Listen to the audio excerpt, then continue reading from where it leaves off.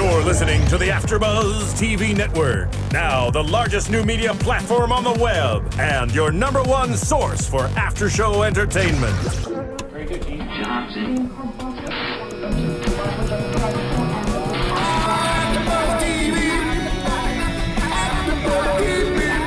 From the AFTERBUZZ Studios in Los Angeles, California, presented by Maria Menounos and streaming live thanks to Akamai Technologies. This is AFTERBUZZ TV's Turn After Show.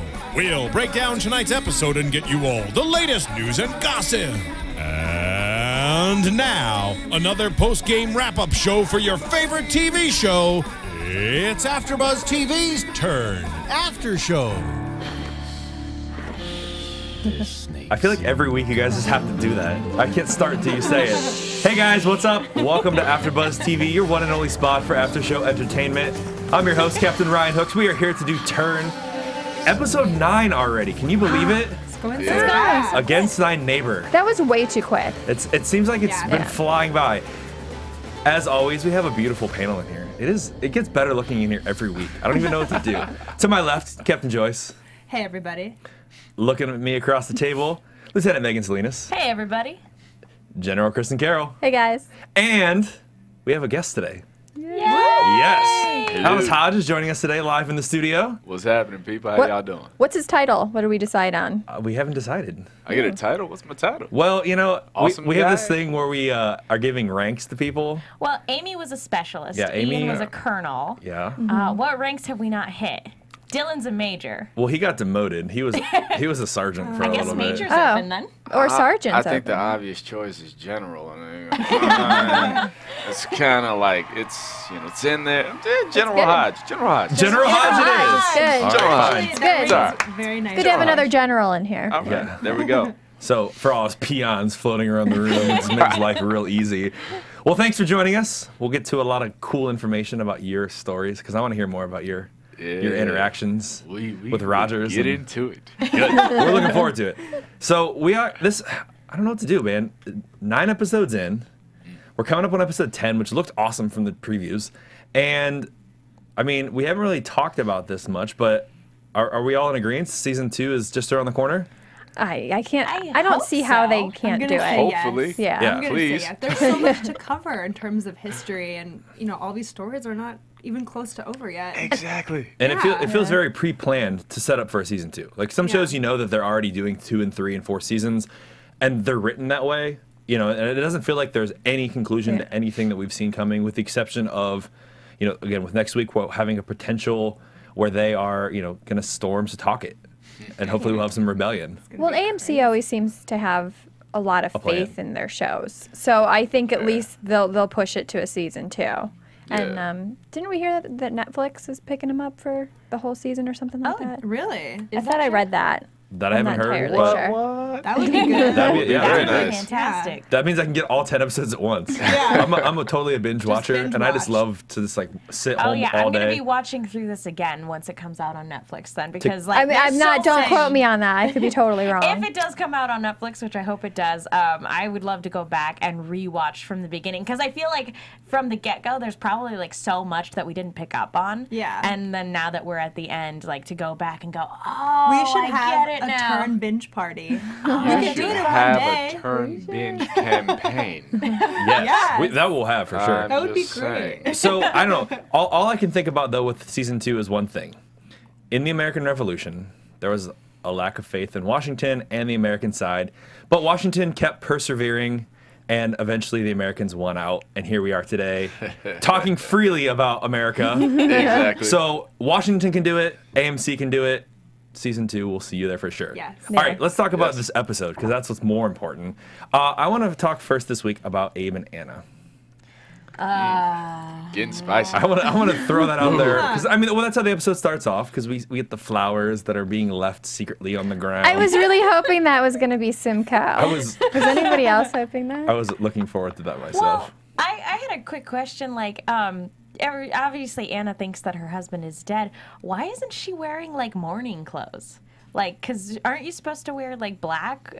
During this time, it was definitely customary to wear black after that. Does everybody in the rest of the town I think assume? Abe is keeping her from mourning, as y'all can see. Well, it was over too quickly, so that's the only thing to mourn about. But also, I don't think I mean, it was always apparent to me, it always seemed to me that they also didn't have much of a connection romantically. I mean, from a small amount of time we've seen them on screen together, I just feel like, you know, with Abe always on her mind, it was never really Well, did she go back and tell everybody that he passed away as well? Because maybe then that ruined something of her station. Yeah. Well, it could be that. I don't think anyone knows. They haven't mentioned that she Yeah, it said doesn't seem like, you know, Richard said anything, or I mean, you think that would be news to somebody. I don't think anyone knows other than the two of them, because she saw Well, the signature on the book. Well, they left together to go bring her husband back, and Abe was going to go sell her crop, and they come back together without her husband. So it's a small town. I figure everybody knows at this point. Yeah. So and Caleb is freely calling him Sela.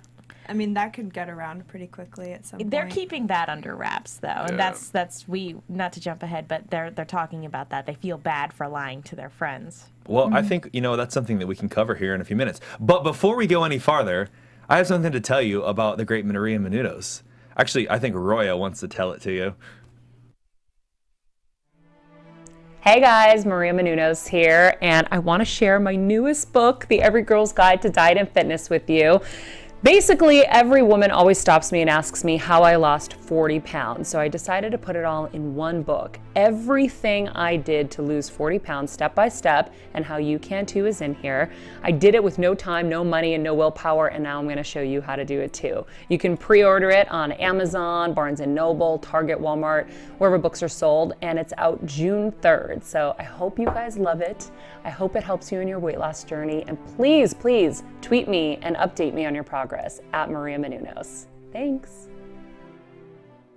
And we have an advanced copy. Yes, Right. Every Girl's Guide to Diet and Fitness from Maria Menounos, which will be hitting bookshelves on June 3rd. That's just 2 days away. You can check that out. That's actually her second book about diet and fitness. So, and her recipes look delicious. Yeah, we were just looking through here earlier. Like, I can't, honestly, I probably will get this because maybe I'll get it signed. maybe you can get an autograph. I'll be like, hey, Maria. Yeah, and she's definitely into tracking people's progress. So, again, she said tweet her at Maria Menounos. Let her know how you're doing. Send us pictures because we'd love to help promote your weight loss goals as well. And there's, like Joyce was saying, there's some great pictures of food in here. And it's very, I mean, good job, Steven. A lot of step-by-step, like how she's working out and her journey, not only like physical, but also like mental during it, it seems like. And she eats atrocious. I don't know if you've ever been around her. I was at an event with her, and she was eating like potato skins and like French fries and just. Well, she's also a really athletic. I mean, she works out a lot too. So. Yeah, and if you watch the show, she has the gym like right in her house. I mean, I would work out all the time if I had a gym in my house. You gotta have a cheat day. Just one day where it's just terrible. On the episode of Bar Rescue, one of the items. I have a cheat year. Is that bad? Yeah. I'm not sure how that works. It's fine. Beach season just are on the way. Get that book. Let us know how you feel, how you think.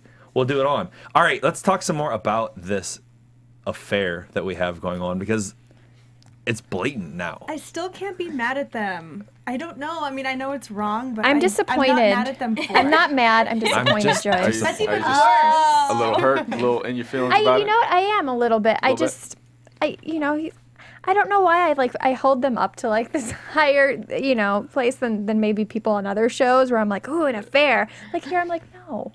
Well, going back to your question about them, Anna, should she feel bad about her husband and, thinking that he's dead and all that? I think the tough thing is, the real question is did she ever love him in the first place? Because they were betrothed to one another by law, not by love. That's what I was thinking too. Like, did they really love each other to begin with? But they haven't explored that much though in the show. Not at all. Not so much. I mean, they've done it but much more with Abe because, oddly enough, his wife now was betrothed to his brother before he died. Strange. Awkward. Like truly a sister wife. So we know that maybe he doesn't love her that much.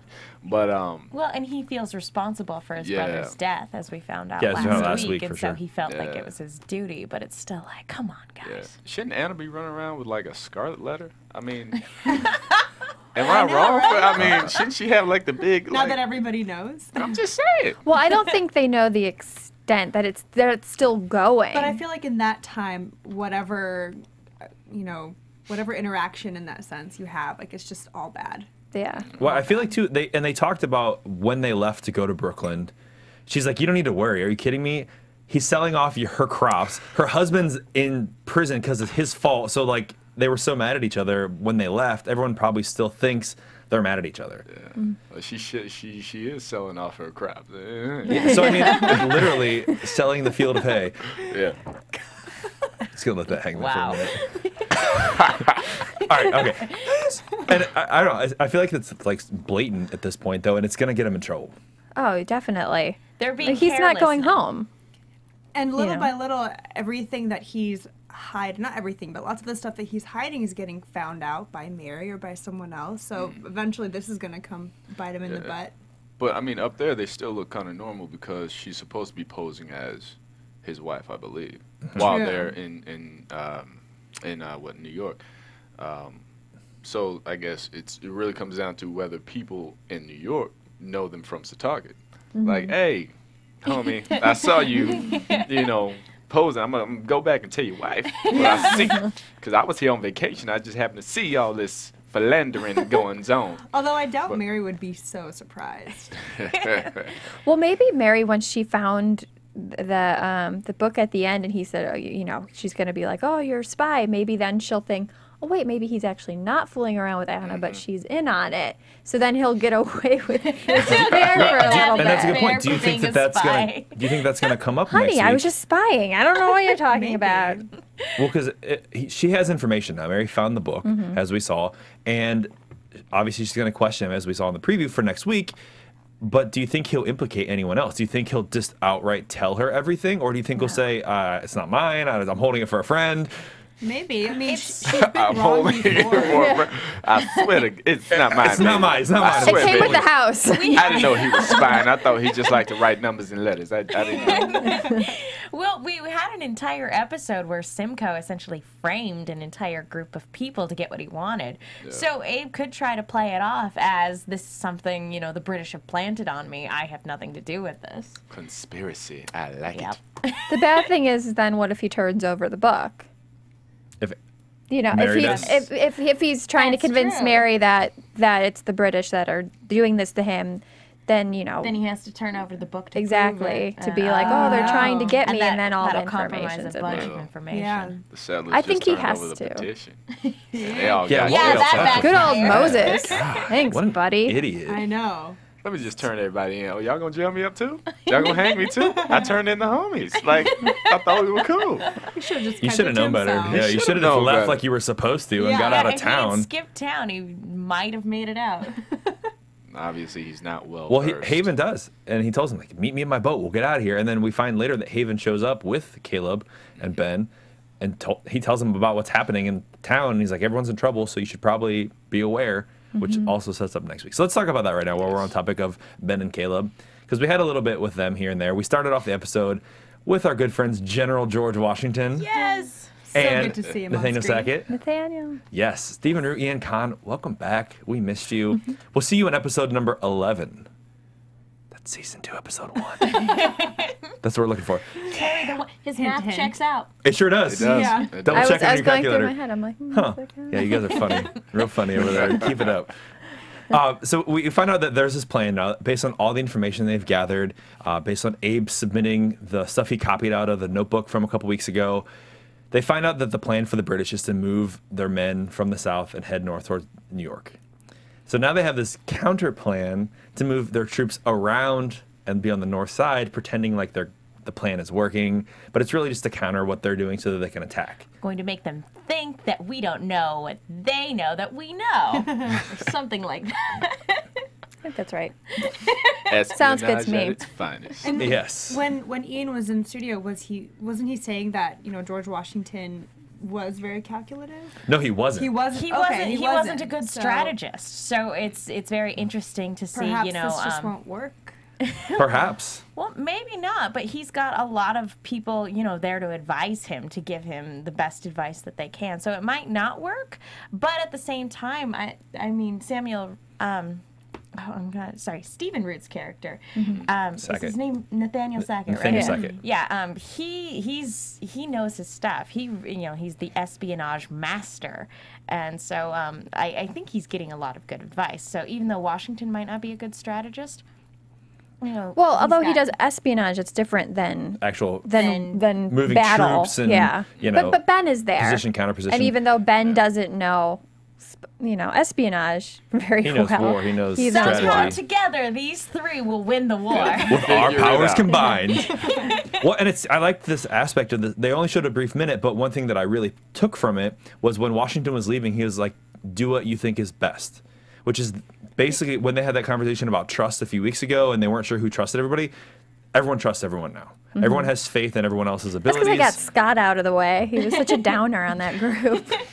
He might have got picked off somewhere. Yeah, he's been given a lot of power and freedom by Washington to do what he wants. Well, he's coming do what through. He thinks is right. Yeah, exactly. I mean, he's providing information that no one else is providing, and it's been right every time. So with the spy ring, I think Washington was really big into spies, and this is really where he thinks everything is going to go for them to win the war. So, you know, why not trust him? Do you think that next week's episode will change Washington's mind about? Just like maybe I was a little rash for giving you all that trust and authority. Take this whole group of troops and attack. We'll find out. Well, especially because they're not going to go do the original plan. They're going to Setauket. Right. So, I mean, if I'm General Washington, I'd be a little bit, you know, PO'd about that. You're not doing your job. You're not doing what I gave you freedom to do. Well, you gave him freedom. There's your first mistake. So, since we're talking about Ben and Caleb, I actually want to skip back in time a little bit here. I want to talk about... You want to turn back time? I want to turn back time. I can find a way. I can find a way because Aldis Hodge is sitting in the studio. So, I want to talk about my favorite part last week when you killed 2 squirrels. Yeah. Yeah. You're like in your face. Last week we had the standoff scene where Rogers had chased down Ben and Caleb, and you were with them, and our one Indian friend who got shot. He's our red Star Trek guy whose name we don't know. You know, the one that always gets killed in the corner. Exactly. So I want to know more about that. Like that night when you're filming there, tell us about that. Well, the night, great night, man, great, but it was very, very cold. We've learned that Virginia is cold in winter. Yeah, I assume from the other guys. Yeah. We guys were there with the polar vortex and all that. Yeah, it was. It was rough. Oh. I'll tell you this much. I've been in this business 25 years. That was the roughest time I've ever had shooting on location. Great cast, great crew. The weather, however, was a whole different story. But yeah, I mean, we were out there. Angus, he's a great guy to work with. Perfectionist and a professional on top of his game. But we just had a good time trying to vibe. The worst of it was we didn't get the worst of it. The worst of it was our Indian friend. Oh yeah, because he had the Indian outfit on. Yeah. Well, the thing is, I mean, we're all in honest period clothes, so he's sitting out there. Steve, he's sitting out there, you know, with fake blood on. Pretty much oh my gosh, nothing but a loincloth off. You know, we got to keep pouring this water on him. You know, in the scene, Richard Rogers pours like whiskey on him just to kill the bacteria so he can start prepping his wound. He's pouring water on him. It's like, that's I don't know, cold. 15 degrees Freezing out there. cold. Yeah, it's freezing. It like turns to ice on his skin. Pretty much. So he was a trooper, man. So he was a trooper. But where the whole squirrels thing comes in, as my character grows into the story, he's trying to prove himself to Richard Rogers because he's trying to earn his freedom. He was under the impression that he had gotten his freedom papers. He was good, but now he realizes he kind of has to work for it a little bit more. So he's really trying to prove his value as a citizen, as a man, you know. And when Richard tells me about going to get the squirrel, you're gonna need your gun. He's like, look, I got this, because he's African. He's a Maasai warrior, but he came to the States when he was 8. So he grew up with a very different perspective of who he is, but he's trying to retain most of what he comes from. So He's like, look, man, we used to do this as kids. This is nothing to me. Go catch a squirrel. I got you. I'm gonna catch 2 In the pitch dark night. dark of night. Here you go. In Without a 15-degree musket, weather. without a knife. You should have brought like a deer or something. Should have Like, just look like at this. hauled it in, like, Drag yo, got it. You want some steaks? I got some Yeah, steaks. here's a mountain lion. Yeah. Anything but- else you need? I mean, With my bare hands. With my bare hands. But it was rough shooting that scene because there was a train going by, and cold as it was, I mean, we couldn't feel our fingers or toes. But every time we would get in the middle of a good scene, you just hear this train horn going.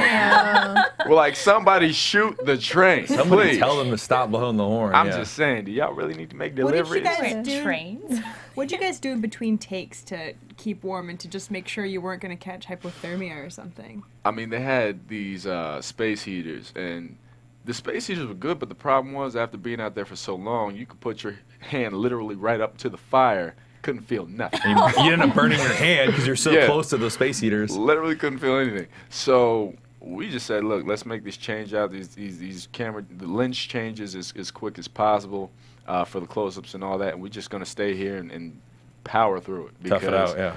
it was easier to just stay cold and let your body acclimate to that as opposed to getting warm and going back getting cold again. I think, yeah, that's definitely worse. Because have you Yeah. ever been, except for your scene with Abigail, you're outdoors in every scene pretty much. Like, I was just thinking about that. I'm like, I don't think there's a moment where you've been indoors. Really. And you were, you were Abigail's shirtless place too, doesn't- right? When you were in the prison, after you had been released, but they like Yeah. took you and you're fighting those guys with the sticks. Yeah, well, that one right there, I had some very thin shirts. Yeah, you had on, a, but- like a cut, like it was a shirt or Yeah, a it real was thin shirt. shirt. Yeah, Right the there. Fight Club moment. And then I had to get knocked down on the floor, which just Jeez. was nothing but No. nice ice and snow. That particular day was awkward because the start of the day, everything was cool. It was brisk. It was a little chilly, but it was cool. So we go and we shoot the big fight scene in the ring.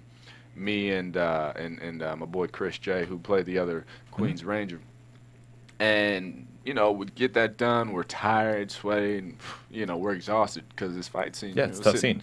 Running. After that, we go out to shoot the scene outside, the fight outside, and it's like a foot of snow. It's coming down hard on us. The weather forecast says like it's 11 degrees. It feels more like 5 degrees. Oh my God. And we didn't expect the snow to come down on us as hard as it was. So, we're getting up there, we're slipping in the middle of the snow, doing these scenes on this very, very thin wooden bridge that we have to fight on.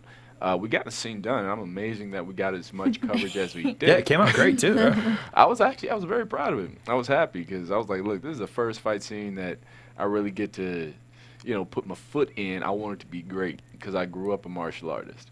And on my last series, Leverage, 5 years of an amazing time, but I was playing the computer nerd, so I never got to fight nothing. So does your martial arts background look like? What type of martial arts did you study?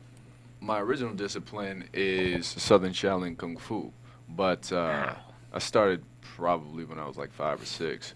But over the years, I mean, it pretty much stayed with the traditional Chinese styles, Wushu, Wing Chun. But I love Muay Thai, Capoeira, Hok Chu, Kali, which is like Philippine stick and knife fighting, Eskrima.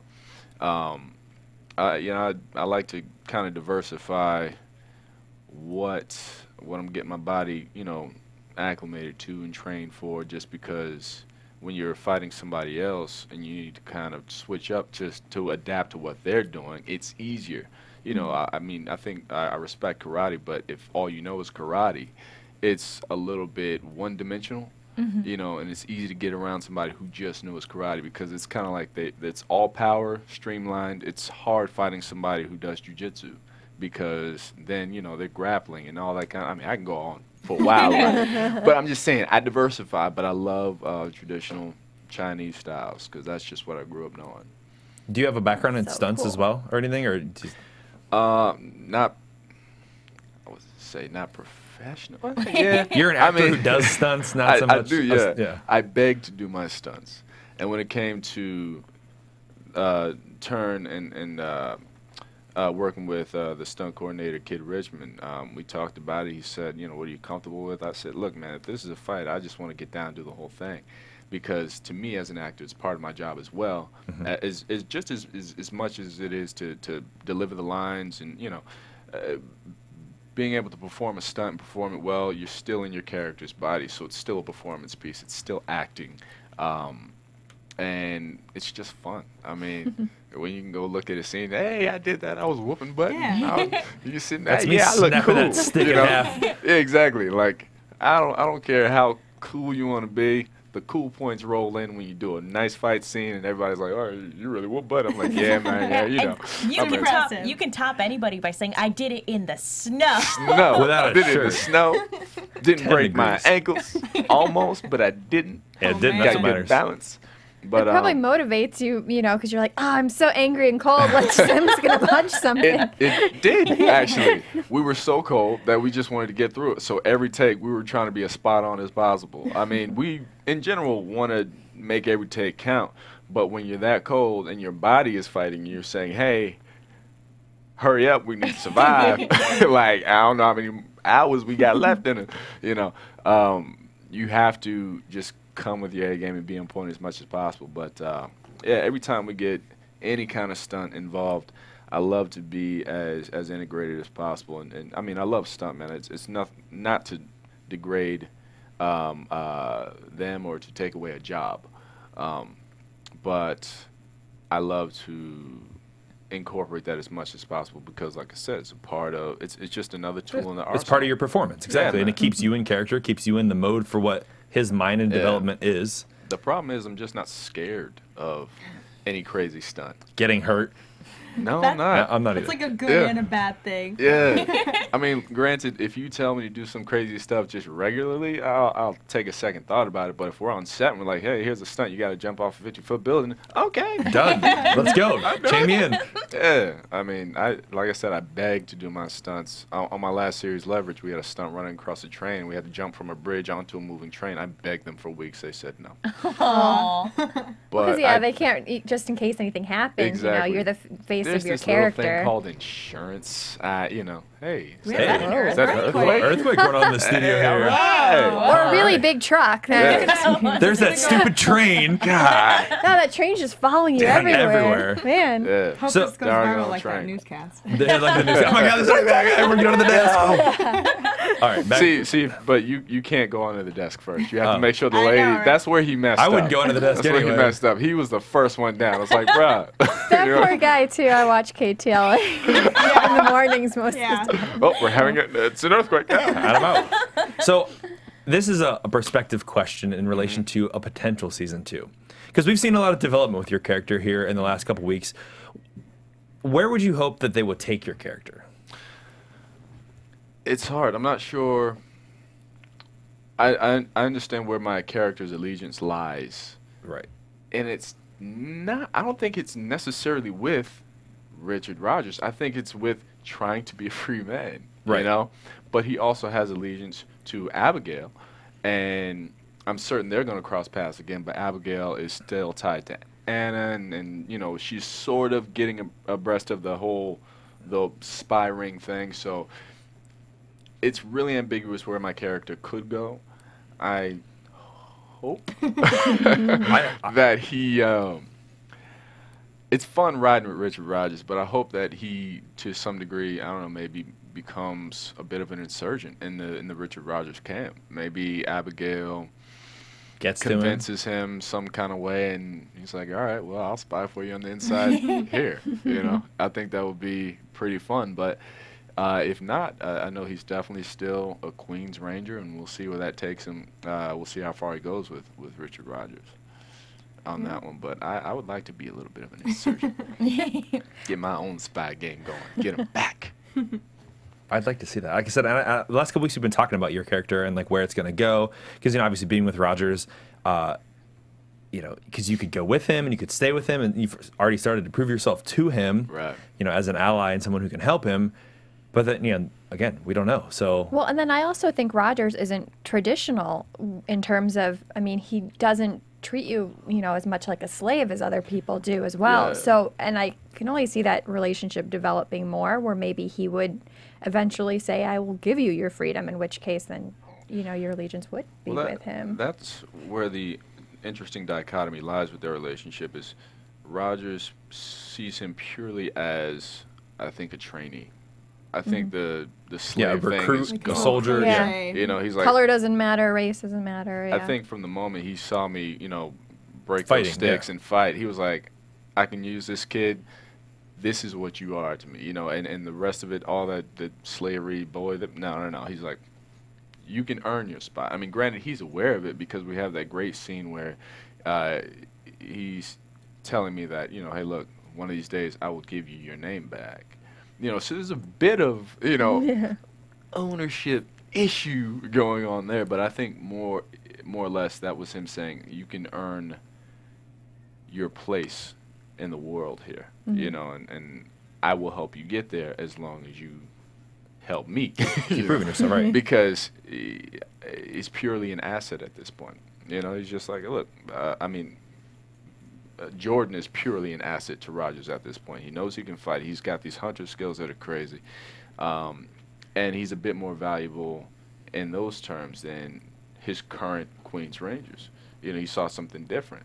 So he's like, let me see where I can, you know, tie this kid to my hip and see where it goes. And we're seeing that, too, with all the British characters, because even with Abigail and her situation, you know, because at this point, you know, slavery is outlawed in England. Right. And so these people, you know, view the characters that are the slaves more freely than what the Americans do because they still see them in that light. Right. And I think that's going to change the dynamic throughout the season or next season of the show where these people that are the slave characters are going to associate more with the British and cause issues. Yeah, and I know that was something that was very important for the producers and the writers to that was an important part of the story to tell because they wanted to integrate the black history that was there that usually gets negated, you know, when it comes to telling these stories. Like, hey, where's the brothers at? You know? Well, it started like that. The show did the first couple episodes. All of a sudden, I know I was looking up like, you know, actors and stuff, and I'm like, who's Abigail? Have we met her yet? And then all of a sudden the episode came where we started to actually see these characters, and it was like, okay, they are going to touch on that subject because they didn't. For a while, for a they couple episodes. sort of like kept it at a distance. Yeah. Like, we're focusing on other characters right now. And it was interesting. It's like, are we going to dance around that, or are we going to like get to the meat of it? And it's nice to see that they're acknowledging it. Yeah, they're getting right in there. It's definitely important for them, but it's also important to stay as factual as possible for them because this is.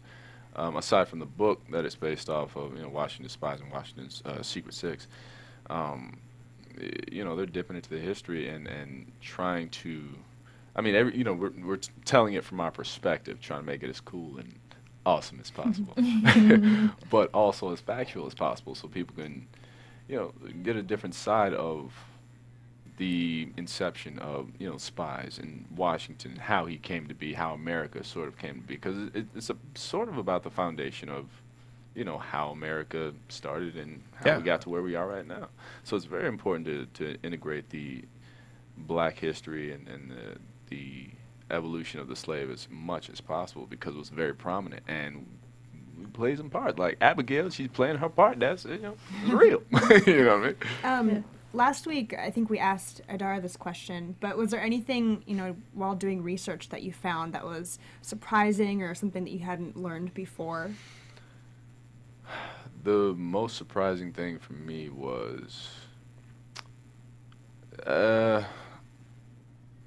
earning their freedom. I mean, I know there was still some freedom issues going on, but being a slave, being able to earn his freedom and then become inducted in the Queen's Rangers camp as early on, I didn't know that before. I didn't know that that, you know, black people were allowed to become soldiers for the Queen back in the day. So that was a nice little surprise. And we see that even later in history too, with people being able to join up in the militias on the American side, and they can earn their freedom as well if they serve so much time as a soldier.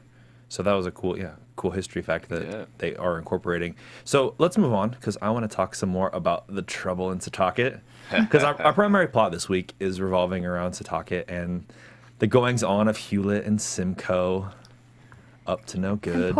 Simcoe, wonderful person he is. Bucephalus. I was like, wait, I wrote it. I don't know how to say it. It's a tough name. Yeah, what a name for a horse. Do we know if that was a reference to anything? Isn't Persepolis a historical or like a Greek or a? It sounds like it, but I wouldn't know. Well, let's Google it right now while we talk about something Let's else. look Yeah. it So up. anyway, the plot starts off this week where we see Simcoe and Hewlett talking, and he's talking about it's been a month basically since he set off on this mission to find the Brewsters and the Talmadges, and this list, this New York petition. According to Wikipedia, which is always accurate, You beat me. was the horse of Alexander the Great. Yes. Okay. There you go. Which makes sense why Hewlett would name his horse Yeah. after Yeah. that. Oh, that you know, makes sense. Yeah. And he loved that horse. So he's loved that horse. thinking he's great. Cried for that horse. Oh. Yeah. Unfortunately, the horse is poisoned by an apple, nonetheless. Right after Simcoe feeds him. Exactly. Yeah. So at that point, when the apple is coming from Simcoe, did you think that it was specifically Simcoe doing something, or did you see that this was going to lead up to a whole series of events? I thought it was Simcoe originally, but then I started thinking, like you mentioned earlier, last time he was accused of murder, it wasn't him. Yeah. But then as the episode went on, he was so adamant about finding out, all these other As he things. always is. And it kind of made me feel like, is he covering up? Like, did he actually start this? Did he actually kill Bucephalus? I don't know. I'm still on the fence. At first, I jumped on. I was like, Simcoe did it. Yeah. Like, oh my gosh. But then, yeah, you're absolutely right. It's like, well, the last time we all thought he committed murder, he was innocent. That's what he wants you to think. Exactly. Yeah, but he's just causing making people He's decide. stirring the and- pot. But see, Yeah, here's the he's stirring the thing. pot, exactly. Simcoe waited until he had his back turned to feed. He tucked the apple out He of his seemed back very pocket. Suspicious. It was real shady how he did it, and it wasn't. It wasn't Bucephalus' apple. It was Simcoe's. I thought was it his was own. he took it from the bowl. Oh, I thought I saw him pull it from his It looks like he satchel. I pulled think- it from his pocket, I I could have think. sworn I saw him take it from the bowl. He maybe. But he might have he was swapped really it, too. sneaky about it. Could've Yeah, swapped maybe it. he swapped it. I think it Putting was the poison Hewlett on that behind was his back. feeding him first, and then I think Simcoe fed him Okay. second. And he pulled it out. Yeah. I Okay, think. I might have Don't missed quote it. me on that. Well, and it was convenient that part of the apple was left on the floor. So it was like, oh, you could The find it. It investigation was so smells funny. easy. It Right. must be poison because it smells like almonds, and all poisons smell like almonds. Yes, lovely and Well, delicious. I think cyanide does. Yeah. I think cyanide smells Interesting. like almonds. How would you? Well, and I like too that Yeah, I'm like, It was in a book. It was Megan in a did it. detective book. he waited. Megan killed Bucephalus. Real Don't drink the suspect. water. Is this vitamin water? It smells like almonds. Delicious. Well, I like too that he waited to suggest that it might have been someone else until after the doctor came and examined the horse and smelled the apple and was talking to him, and you could tell he was really upset about the fact this horse was killed. And he goes, well, maybe it was someone else. You eat those apples too, don't you? Like, you do? I don't remember you eating those, but do you? Just, And like Richard said, how can Lucas Brewster, someone who has palsy, be capable of mixing and creating a poison that would kill an animal that size? or a person or any. Yeah. So, I mean, I don't know. I'm going to say Well- that Simcoe's guilty of something like Well, I think by the end of the episode, we can tell that he's the one that orchestrated all of this. But in terms of it was very interesting. Kind of another red flag was the name of the family member, Lucas Brewster. Exactly, Brewsters. Brewster, and Simcoe obviously has it out for Talmadge and Brewsters in town and So he's everything like framing how that. them. convenient. He's on the top of my list. How convenient. It's unfortunate, so though, good with at that that. plot that it actually sort of worked out in Simcoe's favor, even though it could have gone horribly wrong and, Abe could have solved everything. Dang you, Talmadge. Same old Talmadge couldn't keep his mouth shut. I don't know. I like the court scene as well. I thought that was a great scene. I It was- did too. I think that was probably some of the best we've seen of Abe. I was gonna cringing say, for yeah. Abe though, because it was such a desperate attempt to be the bad lawyer, be the bad judge. And, Well, it was working for a while. Yeah. To an extent, but yeah.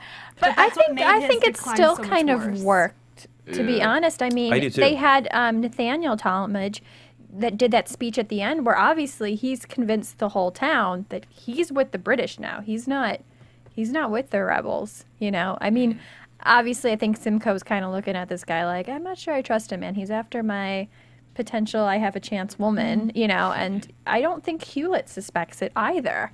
So I think actually his attempt to be a bad lawyer was great. I think it was too. I think he If played nothing off well. else, he's putting on a great cover for himself. That's true. Even if his attempts to sort of like save other people kind of fall short, he's creating a really good cover for himself. And I kind of have to wonder, like, if you're a person in this town, how would you look at Abraham? Would you kind of look at him as like the spoiled son of a judge and nothing else, or would you be like, this guy, he's kind of all over the place? I probably would look at him like the spoiled son of the judge. I 'cause probably would too. He's gotten his butt saved so many times by his dad, and he has some sort of immunity to an extent for a lot of things. Yeah. I liked how he though with the gun. And he's like, you should have known that, boy. And in his head, he's like, I did. I did. Yeah. I was trying to save your butt, and then you just ruined the whole thing afterwards, talking back to Hewlett. Yeah. Like, that's where you kind of want to be like, I'm actually a spy, guys. Like, you just shut up. play along. Be I just need you to just turn down for a minute. Just turn it down. But and he did. He had at that point like convinced everyone, and everyone was sort of like mad at Abe for the way he was acting, but it was almost like he was rallying all of them together. Like Anna asked him, leading these people. At that point, they were like, kind of like, oh, stop being so mean to Lucas. And I feel like he could have like led a charge right there. Yeah. Well, I think that's trying to get these people riled up. I think he was trying to do that with his dad with the tombstones a few episodes ago, and his dad, although what he did was smart for his benefit, didn't really help rally the town against all the British that are in there. But all and of that was starting to do that. All of that has come back. Talmadge brings it up. He's like, "Look, they took my church. They've taken our tombstones, and now this has happened, and now they've taken our freedom. They were sent here to subjugate us." Yeah, I was just about to touch on that because I think it's bad, as bad as it was that he put himself in that position. He shot himself in the foot. It still was a necessary speech because then you have the entire town looking at themselves now in his shoes. And he may have done just an equal amount of service as Abe was trying to do. But still, it doesn't make Hewlett like him anymore. Or want to save him, or not send him to the Jersey. Like, by saying that, maybe it helped the town more, but he could be the price of that. He possibly sealed his own fate. A little bit of a martyr. And the rest of the gang that was with him that didn't do nothing. Which is interesting because when we were watching the episode, and I said this out loud, in the show, we know coming up with the Culper ring, there is going to be a Culper Senior. And I almost thought that could have been the moment where we are introduced, as Talmadge is a very good potential person to be that character. He's at the right age where he could be his father. He has the desire and the drive to spy. So why couldn't that be the potential person we see? But if he gets killed next week, then, He might just get sent to the Jersey. Which is basically a death sentence anyway. We saw the conditions of the Jersey. But if there's so many of them there, can't they? No, I'm just kidding. They can all rebel together. Yeah, and if they decide to rebel, there's no reason that the British will be able to stop them. They outnumber them 4-1 probably. Even without weapons, they could take them. Well, if they wanted to. Even Abe at the beginning of the episode, or not beginning, but like midway through, when Anna's saying, what we should do is go and shoot Hewlett and Simcoe right now, and Abe is like, and what? And put a flag up on over the church. And she's like, yeah, why not? And he's like, well, then what do we do? It's basically like we'd be outnumbered. We wouldn't have anywhere to go, and it would just be we'd be a bunch of sitting ducks essentially. I mean, Anna's pretty gangsta for that one. I kind of side with her on that one. But I know that Abe has got to be thinking about the revolt that he caused when his brother died, and why he blames himself for that. And he's like, look, that was just a little hat on a pole. Like, if we actually raise up a rebellion, everybody goes. There's nobody being spared. So he's probably trying to figure out the smartest play to go about it, which is why he did the whole thing in court. Look, I'll play the bad guy. I just need you to play the innocent and hopefully keep your mouth shut. But he is definitely getting a lot more savvy with being a spy and just, being a lot more discreet as the episodes go by. It's helped a lot. So I was going to ask, do you think in the last episode, because we've seen his character slowly build up to being a little more courageous and a little more outspoken in the things that he does, do we think that we see him kill someone in episode 10? I think so.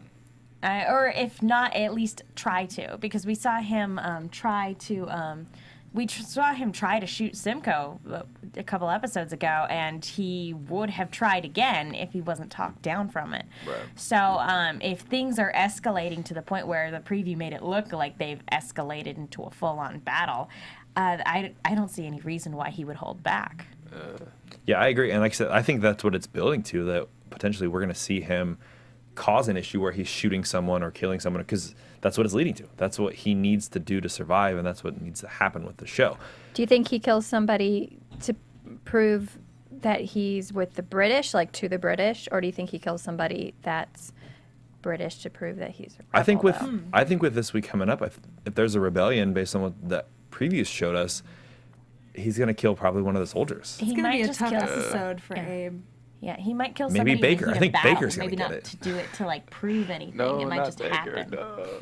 Yeah, poor Baker. We got a little bit of Baker, his character's backstory Yeah. today. He was an orphan. Why he believes in love. And I'm that kind of hoping household for him and Mary America. to hook up, though. Do we think that's gonna happen? I mean, If there's a season 2, Someone's got to lay in that bed. yeah. granted, he did take a couple lashes, sort of for her. Yeah. You know, Thomas, who plays Baker, is a great guy as well.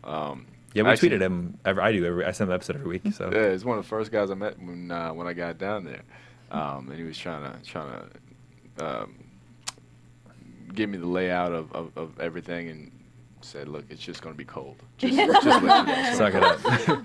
But I think I like the way they're developing his character, and he definitely plays a much more major role later on in the story.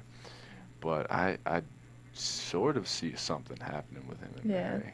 I mean, She's I wouldn't alone feel too bad. often. Yeah, I definitely wouldn't feel bad. I would No. cheer for that. Yeah. I'd be happy that Mary I think I stopped. cheer for that. Someone who loves Abe her. could do it. Mary could do it. But I feel like I cheer more for that than I do for Abe and Anna at this point, because I'm still, like I said, I'm Poor disappointed Mary in them. didn't do anything. Yeah, I mean, maybe she's not the best wife for him, but she's never been unfaithful. She's a little bit of a nag, but you know, when you know your husband's potentially going to go out and like bang some other woman, I guess he wouldn't be a The little. thing that makes me really weary about that, you know, the whole Abe and Anna situation, possibly Mary and Baker, is just the fact that there's little Thomas. Like, Yeah, that it's the poor kid. kid. Like, Yeah.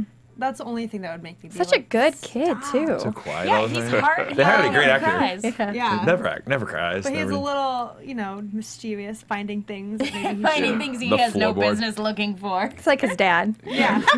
There you go. He gets it Like, honestly finally, then, son. right? Perfect. All right, so I think that pretty much wraps up what we have to chat about this fine week. Dun, dun, dun. But I know it's getting to that time of the show. So first off, thanks guys for tuning in. We appreciate you being here. You can check us out on iTunes. You can get us on the YouTube. Feel free to go on there, leave us comments, rate us, give us 5 stars. Tell us what you think. Tell us what you're feeling. We love questions. Feel free to tweet at us. We're all about the show. We're all about answering your questions. We love it. So I want to know, since it's that time of the show, about some predictions that you guys may have for next week's episode. And now, I know. your AfterBuzz TV. I love the lights. I love the lights too. All right, so I'm gonna let the guests go first.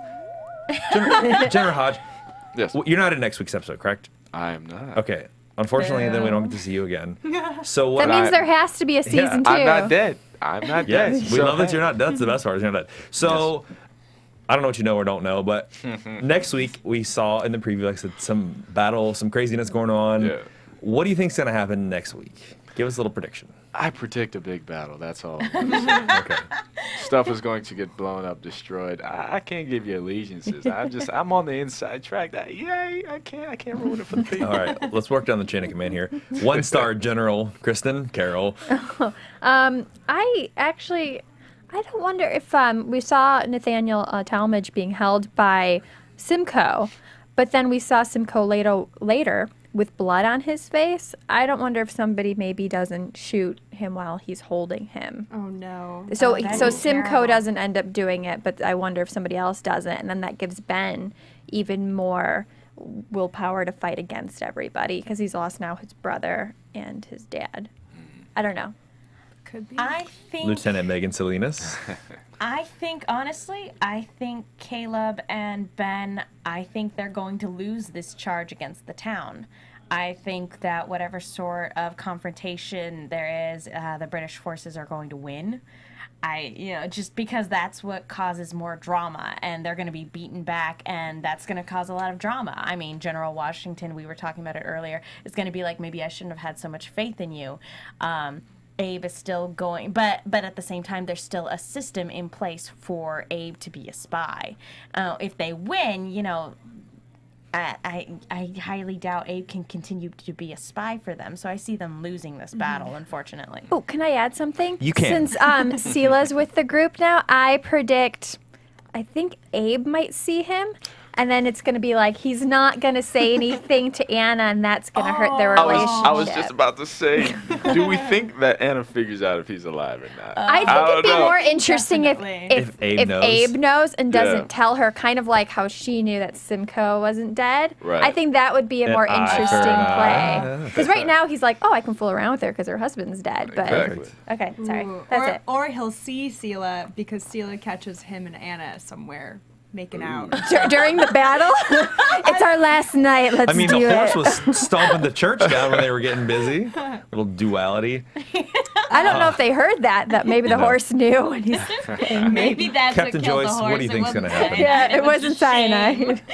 I'm going to go along with what I said earlier and what Megan just mentioned. I think Washington's trust in Ben is going to deteriorate because he totally veered away from the plan, and yeah, whatever trust was built up is going to just be destroyed or compromised. All I know is it's going to end with a bang. And we're going to turn around and wait for season 2. Maybe somebody will turn. And Megan's cringing in the corner. Oh, pun jar. We'll start that for season 2. All right. So, guys, thanks so much for tuning in. Aldis, where can the fans find out more about you if they want to check out stuff you're up to? Well, I will keep you very well informed on my my Twitter page, which is just at Aldis Hodge, or my Instagram feed, which is at Basil Hodge, B-A-S-I-L. Hodge. That's my middle name, and it's also the name of. I'm an horologist. I design watches. I'm building a watch company called Basil Timepieces. Nice. So cool. I actually wanted to ask you about that. Do you make jewelry also? For myself, but are you wearing your own jewelry? Nope. I'm not wearing my own jewelry. Well, I love watches, so feel free to send us one. When it gets done, I'm making a prototype right now. Do you take commissions? Oh my goodness, that's so cool. I'm starting a company with a buddy of mine where we will. But so if you're interested in a Basil watch, then check it out. Exactly. But yeah, so that's where Basil Very comes cool. Awesome. Well, again, thank you so much for coming in and hanging out with us. Thank you for having me, man. This is awesome. Kristin, where can they find out about you? you guys can find me on Twitter at Kristin Carole 13. You can find me on Twitter at The Menguin. That's TheMenguin. I'm also on the Attack on Titan and Sword Art Online panels here on Sunday nights. Dig it. Joyce? You guys can find me on Twitter at Joyce Ajouri and on Instagram at IRUOJA. Hey, and as always, you can find me at RyanHooks92 on the Twitter, the Snapchat, Instagram, and Facebook. Thank you guys so much for tuning in. Thank you, Aldis, for being here. We will catch you next week for the season finale of Turn episode 10 for our panel here. I'm your host, Ryan, and we'll see you next time. Bye. Later. From executive producers Maria Menounos, Kevin Undergaro, Phil Svitek, and the entire AfterBuzz TV staff, we would like to thank you for listening to the AfterBuzz TV network. To watch or listen to other after shows and post comments or questions, be sure to visit AfterBuzzTV.com. I'm Sir Richard Wentworth, and this has been a presentation of AfterBuzz TV. Buzz you later. The views expressed herein are those of the hosts only and do not necessarily reflect the views of AfterBuzz TV or its owners or principals.